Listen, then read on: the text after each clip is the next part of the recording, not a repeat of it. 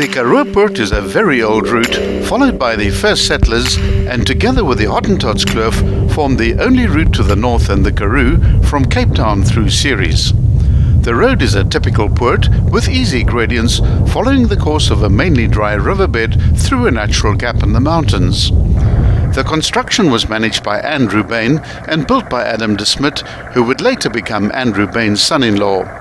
The pass is gravel, except for a small section of just over 1.5 kilometers, where the tarring was no doubt done to protect the Karoopoort farm orchards from dust. With a moderate altitude variance of only 99 meters, this 5.8 kilometer pass has an average gradient of 1 in 59, with the steepest parts panning in at 1 in 15. The condition of the road along this eastern side of the poort is almost always rough, potholed and corrugated, and usually requires a reduction in speed. The road turns progressively through a slow, wide right-hand turn, following the curve of the mountainside, displaying a few moderate cuttings on the right. To the left, the only sign of the river is a small belt of greenery. The Karoopoort is located between the Quarryberger on the right and the Saalberg on the left. Both of these mountains are clearly visible ahead as the poort is approached from the east. At the 1.8 kilometer point, the road straightens out and becomes tarred. Orchards line both sides of the road, bringing a welcome change of greenery into the view. Although this farm is very old, dating back to the 1700s, it's still a working farm, so be on the lookout for farm vehicles, pedestrians and livestock.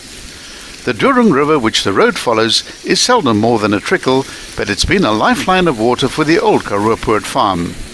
The original farmhouse has the typical half-meter thick stone walls painted white and bedecked with local thatch. A bronze plaque on the front door marks it as a national monument.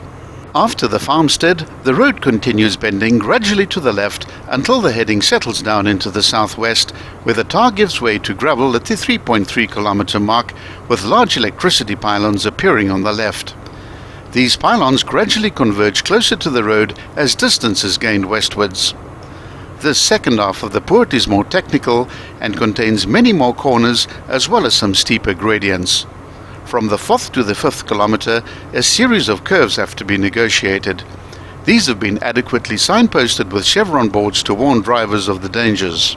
The last 800 meters sees the road climbing at its steepest gradient of 1 in 15 as the road straightens out towards the end of the poort, which is marked by the end of the gravel. Turn left to get to the N1 via Die Venster near the summit of the Hex River Pass, or continue straight on to reach Ceres via the Hottentotskloof and Teronsberg passes.